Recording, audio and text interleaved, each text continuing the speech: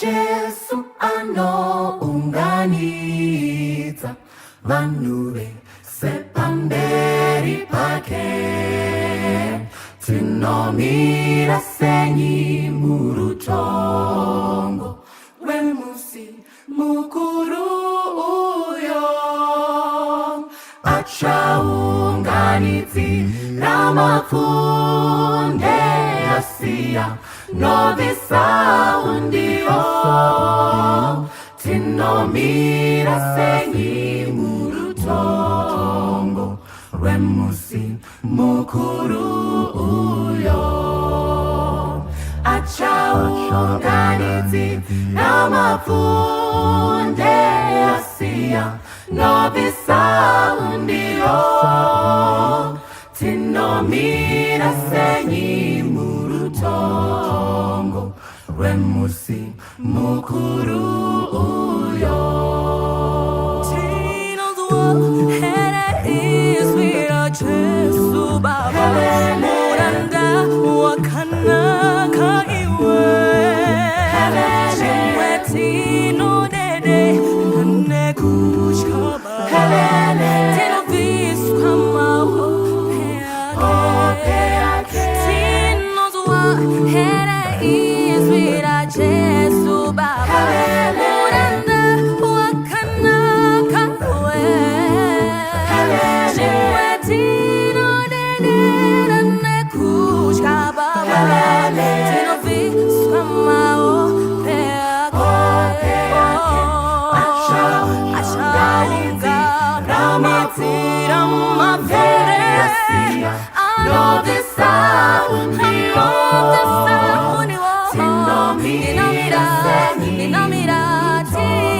Tinomira mukuru uyo. Achaunganidira mapfunde asiya novisa undio.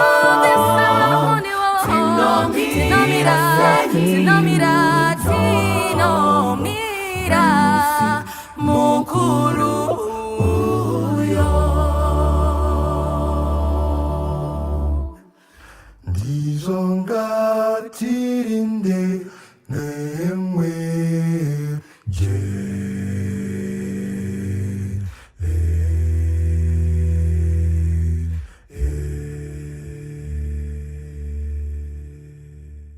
Ndiani awo vanoungana pamberi pechigaro chaMwari. Vanokudza Jesu nemaropa enenge. Vari kupinda muJerusalema ja vasamba nemaropa enenge. Vari kupinda muJerusalema ja nemaropa enenge. Vakadawira mzita ra Jesu vamwe vavo vachiri vaduku. Vakanzwa tsitsi dzake nemaropa enenge.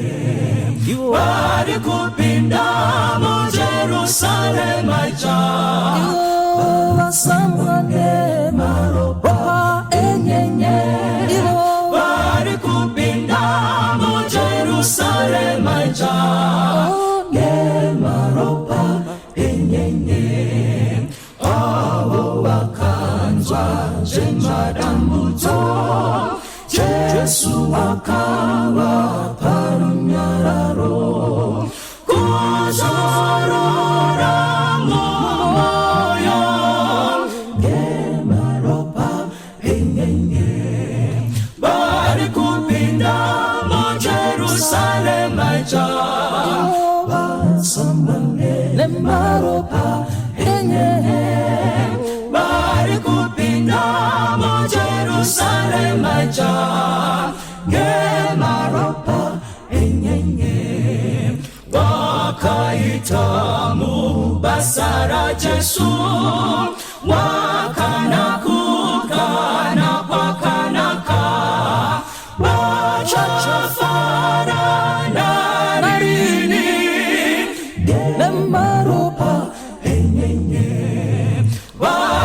kupinda mo Jerusalem aja wasambange lemaropa enyenye bari kupinda mo Jerusalem aja lemaropa enyenye waponeswa wamila panyanza chitema kufa jese japera rufaro jenarini emaropa enyenye bari kupinda mo Jerusalem aja wasambange maropa enyenye bari kupinda mo Jerusalem aja gemaropa enyenye bari kupinda mo Jerusalem aja wasambange maropa enyenye bari kupinda mo Jerusalem aja gemaropa enyenye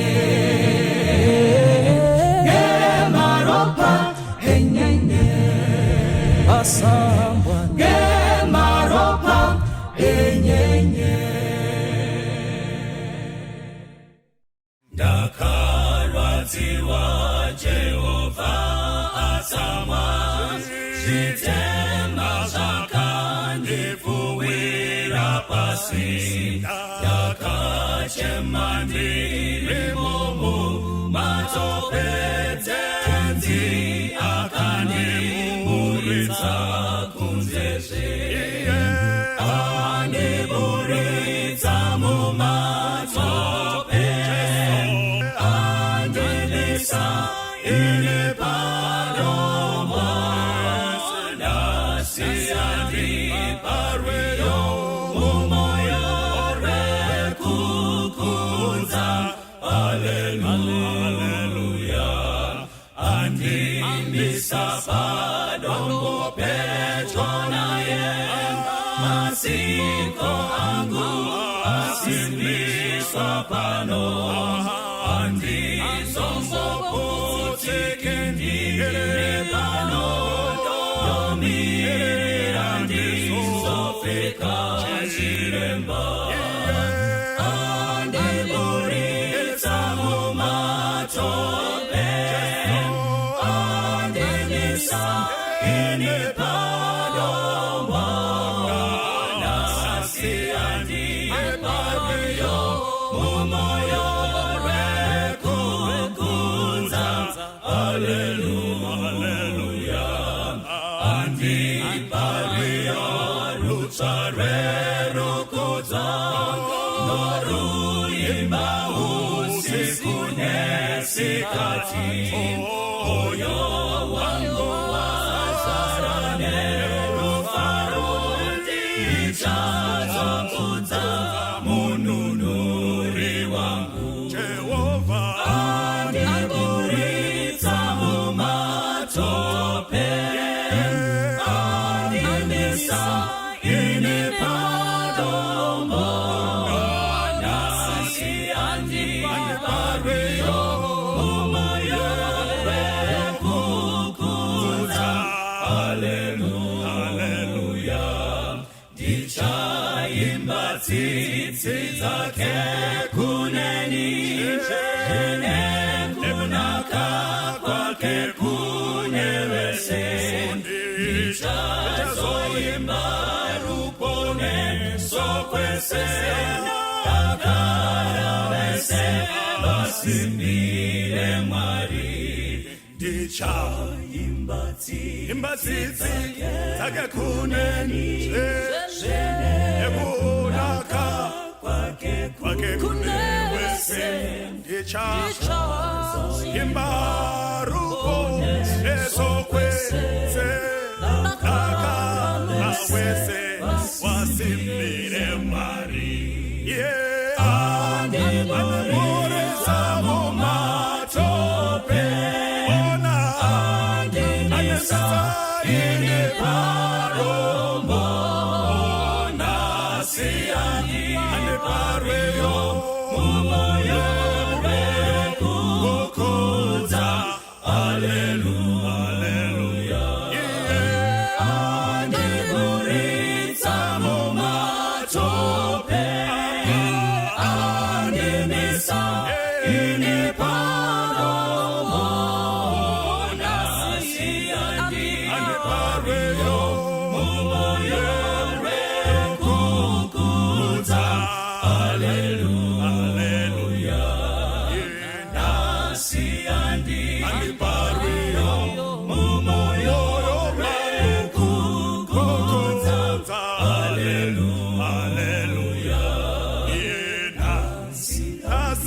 andibariyo umoyo kukufunza. Haleluya.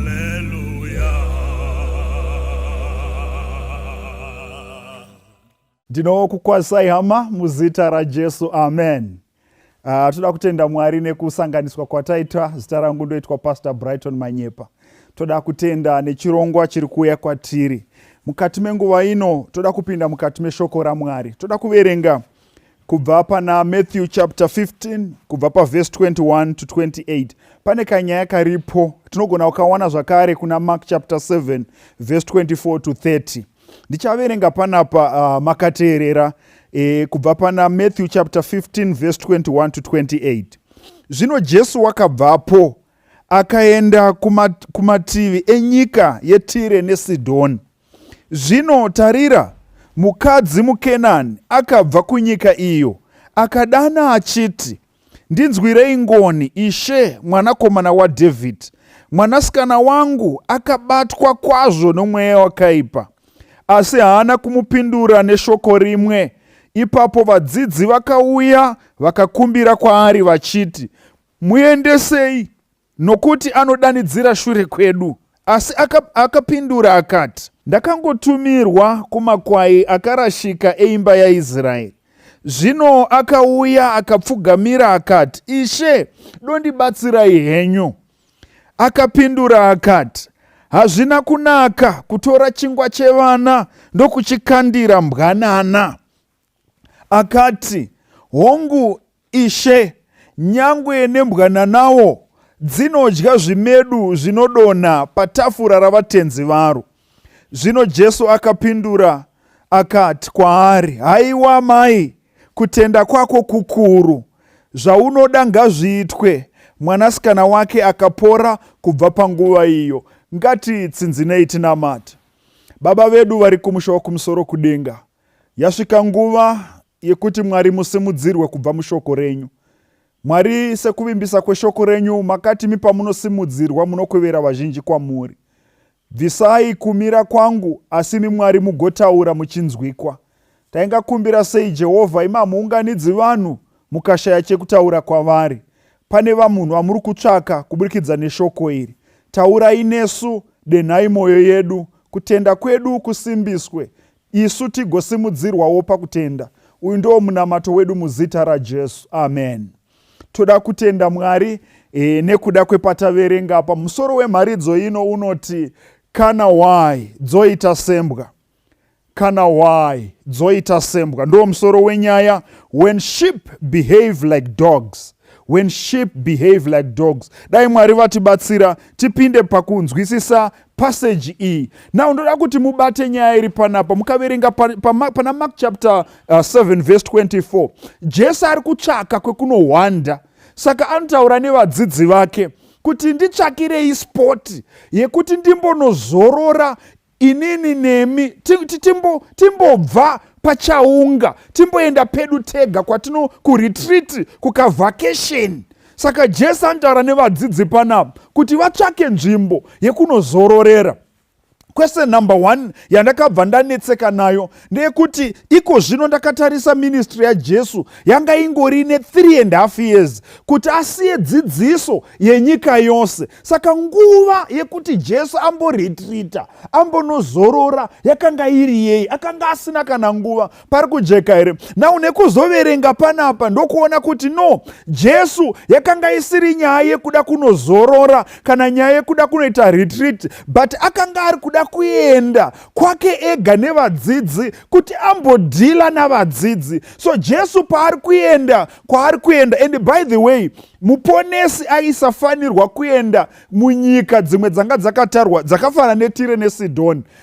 Messiah anga asina kutarisirwa to set foot in such land. But panapa Jesu haasi kupinda muTire neSidhoni, but ari kuenda kubhodha. Now nzvimbo yaari kuenda inzvimbo yakanga isingatarisirwi kuonekwa munhu akaita saKristu achisvika munzvimbo iyoyo. Yakanga iri nzvimbo yakanga isingatarisirwiwo zvakare kuwana vanhu vangaita hanya naJesu pari kujeka here. Munoziva nzvimbo dzemabhodha inzvimbo dzekuti vanhu vanenge vari bhizi kuda kutsvaka mari, vari bhizi kuda kugadzira kuti vawane mukana wekuita mari nawo. Pabhodha hapana munhu wemunhu, pabhodha hapana hunhu kuvanhu, pabhodha panoitwa yese yese. Pari kujeka here apa. Utsotsi hwese ukada kuhuona enda pabhodha, pari kujeka here apa. So panapa Jesu vadzidzi vari kutarisa ubva vati saka ndekupi kwatingaenda kwekuti hatizikanwe, zvikanzi handei kubhodha renyika yeTire neSidhoni. After all vanhu veTire neSidhoni havana hanya naMwari. So tiri tesere vadikamu. So panapa Jesu anotora vadzidzi vake oinda navo kunzvimbo iyi. Munoona mukati meupenyu vadikamwe, ndine lesson 1 imwe yandakabatawo panyaya iyi. Jesu haana nguva yekutambisa muupenyu, and everything chinoitwa naJesu chiri calculated. Panapa ari kuda kudhila nekudzidza nevadzidzi vake, ane chidzidzo chaari kuda kusiyira vadzidzi, and ari kuda kudhila navo, aparidzira vamwe, but anga asina kuwana nguva navadzidzi. So Jesu anoenda navo kunze, ivo in their mind vari kufunga kuti tiri kunozorora, yet Jesu has got an agenda navo. Munoona pane dzimwe nguva dzaunoendeswa mune dzimwe nzvimbo kwaunofunga kuti hakunoku ndakangouya kuzotsvaga mari chete, kana kuno ndakauya kuzozorora, but kumuKristu hapana kuzorora pachiKristu. Hapana paunomborarama uchiti nhasi ndambobvisa chiKristu ndatsveta uko, ndaenda Dubai saka chiKristu ndombosiya, ndomboita zvekuno zvekufara, kana kuti ndaendawo kwandaenda kupati.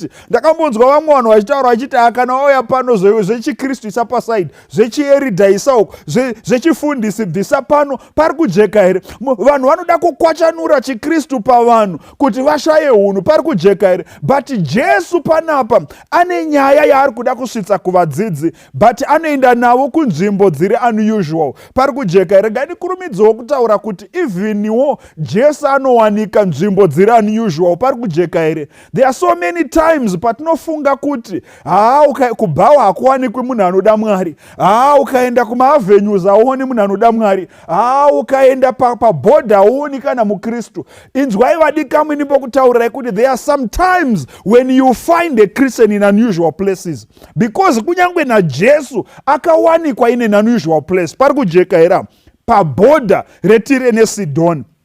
So inzwaika kune umwe munhu akanditeerera, pane vamwe vanhu vanofunga kuti vakabva munzvimbo yavanozivikanwa voenda munzvimbo dzavasingazivikanwi vanogona kunoita yese yese yavanoda. Pari kujeka here apa. But panapa panondishamisa, Jesu aenda nzvimbo yaaifunga kuti vadzidzi vaifunga kuti hapana munhu angavashungurudza, zvikanzi wanikwe pakangoerekana paita mumwe mukadzi akabva aziva Jesu. Zvekumuziva zvakadaro, zvekumuziva nemutupo wake. Pari kujeka here apa. Indi mukadzi uyu akatanga kudanidzira mwanakomana waDhavhidhi. Mukada kucherechedza mukati mebhaibheri, vashoma vanhu vaidanidzira kuna Jesu saizvozvo kuti vaiziva Jesu nenzira iyoyo. Bhatimiyo ndiye mumwe ndakabva aitirwa zvaaishuva. Mukadzi uyu ndiye mumwe watinonzwa. Mucharangarira imi Jesu achibvunza vadzidzi kuti vanhu vanonditi ndini ani, vadzidzi vachitanga kurotomoka. Pari kujeka here. Vamwe vachitaura Jeremia, vamwe Eria, zvichingoenda zvakadaro. Kusvikira mumwe Peter azotaura kuti imi ndimi Mesaya, zvikanzi hausiri iwe wataura mashoko. Pari kujeka. Vadzidzi chaivo had that confusion yekuti who is Jesus. Pari kujeka here. But uyu mukadzi needed no introduction, kuna anosvika nekuziva Jesu intimately, mwanakomana waDhavhidhi. Izvi hazvaigona kutaurwa neumwe munhu asiri muJudha. So this was chimwe chinhu chaishamisa kuona mumwe munhu asiri muJudha achitaura pamusoro penyaya iyi, achiziva Jesu, achiidentifya Jesu netaito yekuti mwanakomana waDhavhidhi. Tiri tesera nawo Mwari. So panapa vadikamwe pane nyaya ndoda kuti ndiunze panapa. Jesu aenda. Ndibatsireiwo kuona panapa picture iri kuitika panapa. Mukadzi uyo wauya ati pindikiti pakati pavo, ende vadzidzi vanomira votanga kudzivisa mukadzi uyu, votanga kuda kumudzingira kure. Imi mai, imi munotsvakei pano, swederai uko, hatisi kukudai, tauya kuno kuzozorora, siyanai nekunetsana nesu naJesu tiri tese. Vadzidzi vanomira vachidzingira mukadzi uyu kure, but mukadzi uyu anoramba achidaidzira kuna Jesu. Kusvikira vadzidzi vatoona kuti havagoni kumudzinga, vadzidzi vanouya voenda kuna Jesu vosvika kuti, Jesu, dzingai munhu uyu, because isusu tambozama kumudzinga, haasi kutiteerera, ende haasi kuda kunzwa isusu, ende akuramba achidanidzira kwatiri tiri tese. Raonawo Mwari, ndibatsireiwo kuona unhu hwevadzidzi ava.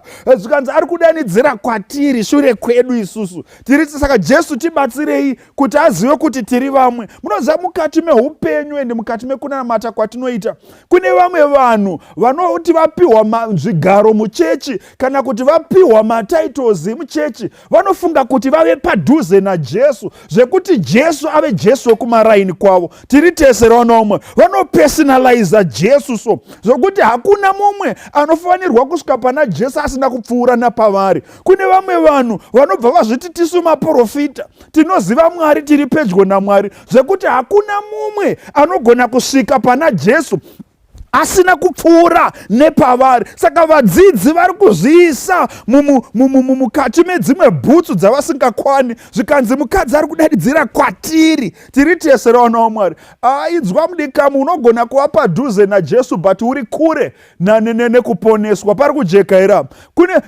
Zvinondirangaridza vasoja vaya akauraya Jesu pamuchinjiko. They were so close to the blood of Jesus but very far away from the saving power thereof. Pari kujekaira. You may be so close, in the close proximity namuponesi, but uri kure neruponeso rwacho. Pari kujekaire. Vadzidzi vari kupersonaliza Jesu, vadzidzi vari kupersonaliza chiKristu panapa, ende vakawanda vedu ndo unhu hwatinoratidza hwekuda kubva tapersonaliza because wapiwawo a position, kana kuti because wadzidzawo waenda kuchikoro, wave nesome theology kana kuti some understanding of the Bible, you think you are now closer kuna Jesu. Dambudziko rakaitwa nevadzidzi. And by the way, Jesu arida kudhila nevadzidzi vake. So panapa Jesu anoramba anyerere, mukadzi achidaidzira, ende vadzidzi kwakuya kuna Jesu. Jesu kwakusimuka, kwakubva ati kuna mai avo, nai mai, ko madire iko kundinetsa?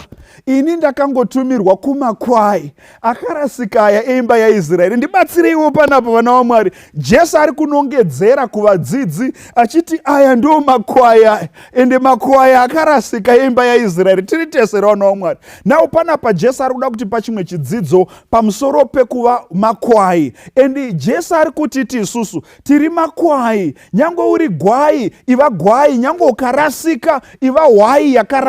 Pari kujeka here? Haikona kubva wapanduka. Nyangwe muKristu akadzokera kumashure, Jesu panapa ari kuburitsa pfungwa yekuti wadzokera hako kumashure uchiri hwai yakarasika. Behave like a sheep. Pari kujeka here? So panapa Jesu ari kunongedzera hake kuvadzidzi ende achiti aya ndo makwai andakatumirwa kwaari. Mukadzi akati, ndokumbirawo mundibatsire Jesu, mwana wangu washungurudzwa kani nomweya wetsvina. Pari kujekaira apa. Pane imwe point apa. Zvikanzi ashungurudzwa nemweya wetsvina. Ini chakandinetsa ndechekuti mukadzi uyu ari kunzi muKenani panapa, ende vaKenani vanonamata Bhaari, vanonamata Satani, ende mwana ari kunzi panapa ane mweya wetsvina. Handiti isu tikanamata Mwari chishuwo chedu ndechekuti tizadzwe nomweya mutsvene, mweya mutsvene utitungamirire. So vanonamatawo kaBhaari, vanonamata Satani, vakazadzwa nemweya wakaipa, zvinobva zvaita zvakanaka. So ndiri kuwana chimwe chidzidzo panapa chekuti vakomana Satani haisi hama yedu tiri tesere, ende hapana paakambonyora pasi, hapana pane agreement yekuti pane hukama. You cannot be in a syndicate naSatani ukafara. Pari kujeka here? Satani anongokutambisa ukashandisa nguva diki ndo paunoita sekunge zvinhu zvako zviri kufaya, ende zvinotofaya, but in the long run you will suffer. Pari kujeka here, because the devil came to steal, kill and destroy. Haana imwe agenda. Pari kubatika here apa, kusara kwekuparadza nekuparadza zvachose. Pari kubatika here, chake chaanotsvaka kukubira, chake chaanotsvaka kukuuraya, chake chaanotsvaka kukudestroya zvachose, ndo zvake ende ndo zvatoziva Satani achiita. So ukaona uchipiwa zvimadelicacy naDiabolos, ari kukurezva wakafanana nehuku broira riri mukeji, riri kufidwa. Tiri tese rivadikamu, rinofidwa. So huku inopiwa mvura nenguva, igopiwa mvura inoenderana ine mwero, igopiwa environment ine mhepo inofefetera, kana kuchitonhora igoisirwa light rinodziya, inopiwa all the comfort. Broira rinopiwa all the comfort, ronyatsovakirwa keji isingapindi kana nyoka, isina kana chinoistress. Rikaita stress broira rinopiwa stress pack. Tiri tese here, richifidwa chikafu nenguva, chikafu chinofana kudyiwa usiku namasikati, broira richifidwa. But chisingazivi kamwe nebroira ndechekuti haripfuuri 6 weeks riine comfort iyoyo. Rikangodarika 6 weeks rave a liability, ratova a loss. Saka pa 6 weeks upenyu hwaro hunofana kuparara. The same nevakawanda vanoita syndicate newakaipa, vanobatana naDiabolos mukuita kwavo. But rega ndikutaurire hama yangu, haungambofi wadyidzana naSatani ugorarama nguva yakareba, because Satani chaanovavarira uchishandisa madrugs iwayo, uchishandisa zvakaipa zvaunoita, uchibata mishonga, mhedzisiro yacho une pauchapenga chete, une pauchafa chete, zvichakuwana. You will not exceed 6 weeks. Pari kujeka here, wakangofanana nebroira muruoko rwaSatani. Saka mukadzi uyu ari kuzhamba panapa, ari kuchema kuti hai haungawirirani naSatani zvikafamba. Mwana wangu ashungurudzika nemweya yetsvina. Tiri tese wadikamu. Saka mukadzi achema panapa, Jesu anobva amira akati, saka mhai muda kuti ndiitewo sei? Hazvina kunaka kutora chingwa chevana wochipa kumbwanana. Tiri tesere, Jesu anoshandisa language yakanaka pano yekuti mbwanana. Haana hake kuda kutaura kuti kumbwa. Tiri tesere, because aida kushandisa language iri compassionate. But ndo zvaaitotaura chaizvo kutoti kuna mai ava, imimika you belong to side rema dogs. Muri mbwa mai, pari kujeka here. Saka hazvigoni.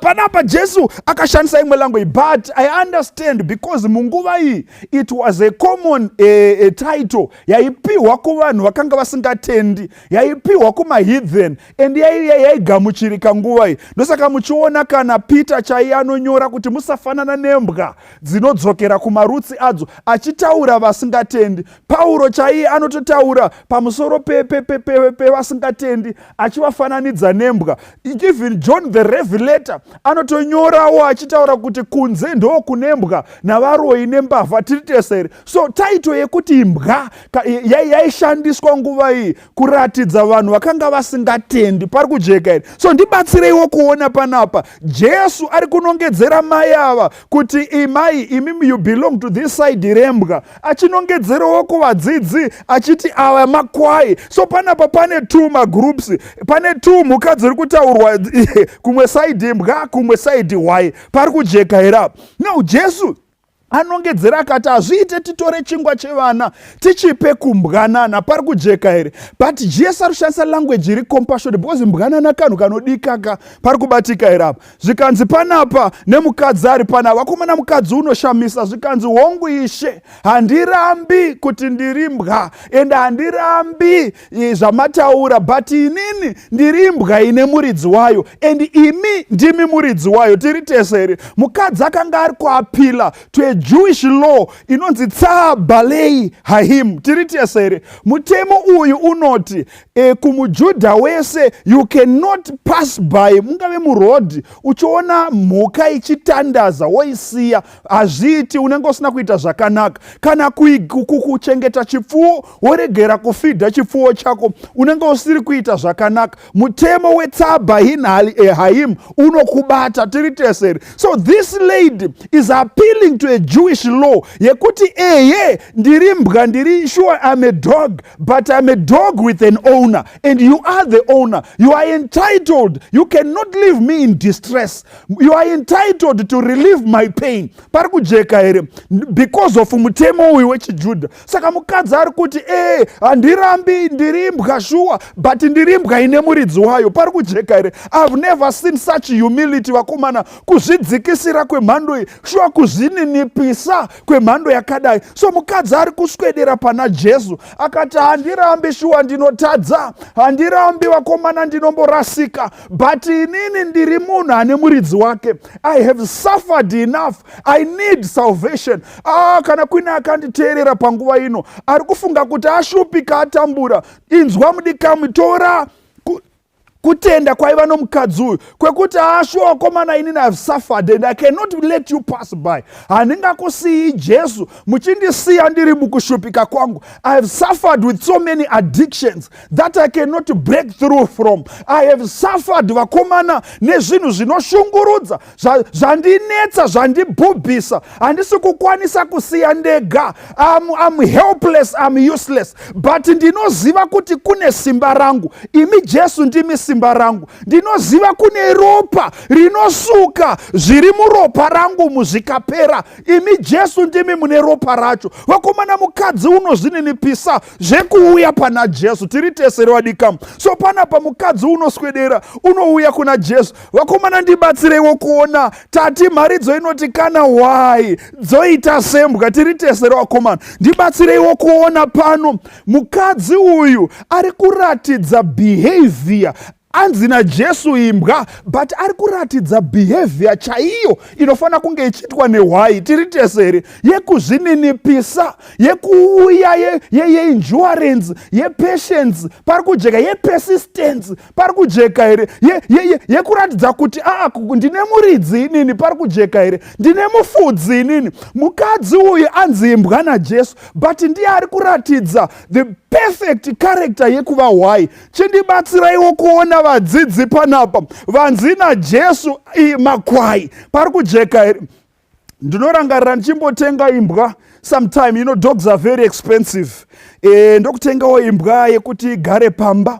Purpose yandaitengera imbwa yanga iri yekuti ndichengete, ikipe the strangers away from the home, ive security yemba. Pari kujeka here. Ene ndibatsireiwo kuona in this chapter vadzidzi vachiisa barricade between mukadzi uyu naJesu, vachidzingira mukadzi uyu kure naJesu. Tiri tesere vakomana, mukadzi uyu achisairirwa kure naJesu. Vadzidzi were behaving like dogs in this verse. They were behaving like dogs, creating a barricade between Jesus and the woman who needed salvation, who needed serving, who needed freedom from distress and depression yakanga hari. Vadikamu regai nimbotaura chinhu ichi. Makristu akawanda tatanga hunhu hweumbwa vakomana. Zvakadaro zvekuti vanhu vakawanda havachakwanisi kuswedera pana Jesu. Vanhu vakawanda vari kutadza kusvikira Jesu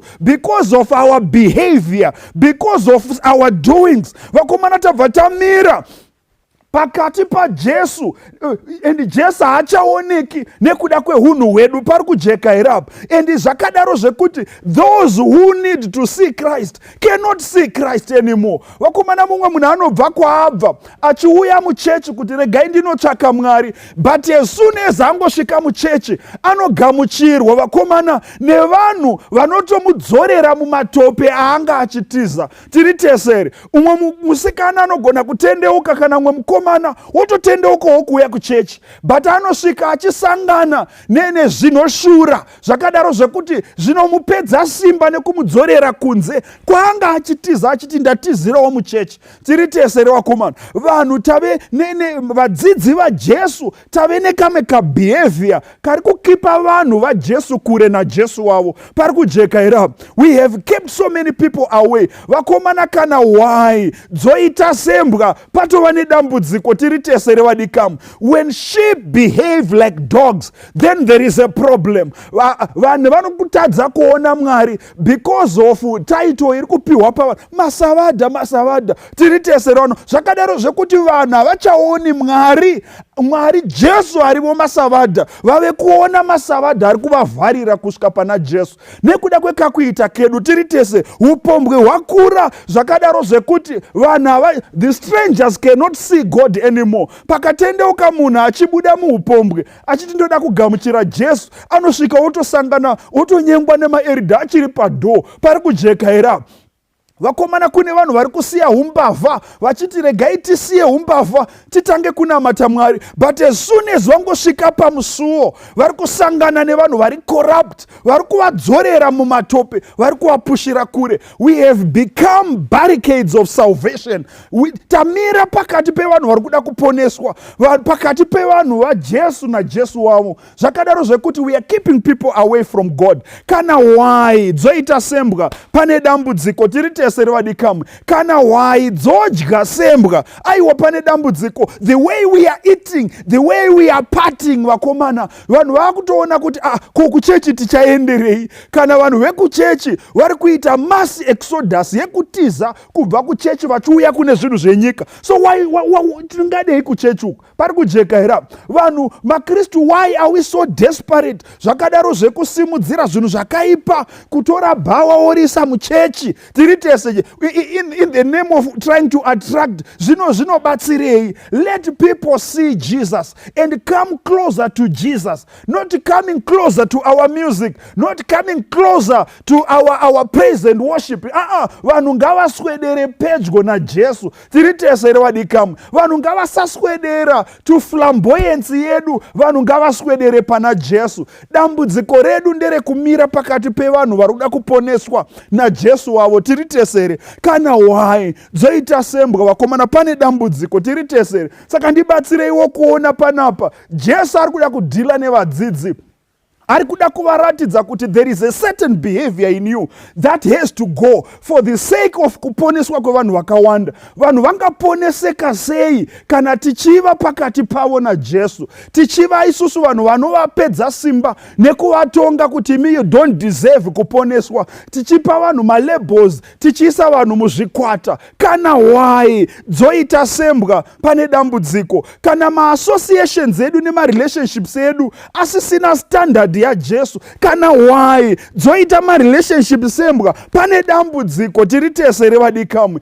Kana why dzopfeka sembwa pane dambudziko pari kujeka here. We no longer have the standard of dressing. Zvakadaro zvekuti vanhu they can't see Jesus because of our fashions today. Musiyano ndeupi wenyika nevanhu vanonamata Mwari? Kana why dzoita sembwa pane dambudziko pari kujeka here apa vadikamu.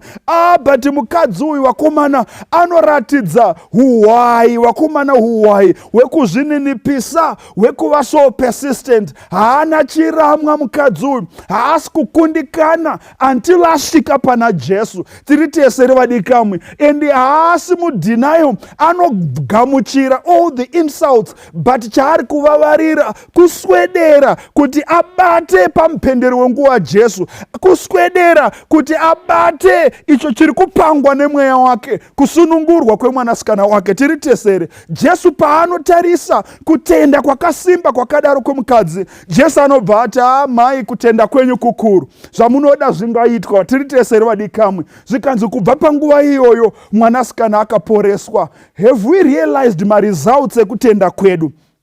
Kana tisati to realize results ekutenda kwedu, the inner peace that comes by drawing closer to Jesus, probably tinogona kunge tiri vanhu vakafuratira Jesu vari kudzingira vanhu kure pari kujeka irapa. Probably tinogona kunge tiri pedyo naJesu tichizvirova dundundu, but tiri kure nesimba rake rekuponesa. Dai Mwari werugare atiitira nyasha, dai Mwari vatibatsira. Muchapter iyi taziva kuti kana why dzoita sembwa nyika haigoni kuona Mwari tiri tesere. Who will evangelize to the world kana wai dzoita sembwa? Dai Mwari vatibatsira. Amen. Ngatitsinzinei tinamate. Baba vedu vari kumusha wokumusoro kudenga, rumbidzwai Jehovha nekuti ngoni dzenyu dzinogara nekusingaperi. Tinokutendai mutsvene nenguva yekunamata. Tinokutendai nenguva yekutaurwa kweshoko renyu. Ishoko rinorema Mwari, but rinoda kududzirwa kuvanhu venyu. Asi rasvika nenzira isina kujairika.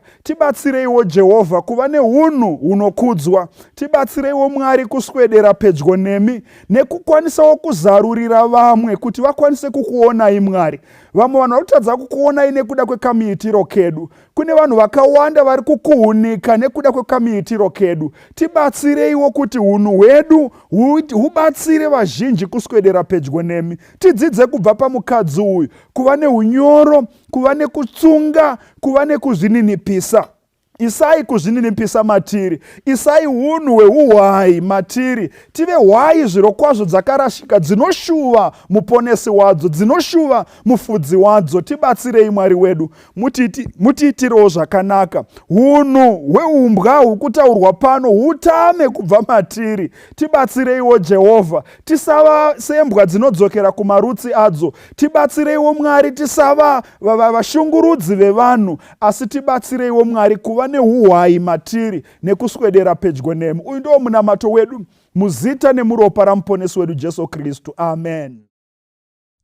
Pamchinjiko pane upenyu, Jesu atinditarise, pasine pfuma ngezvenhando, pamberi ndoona zvakanaka.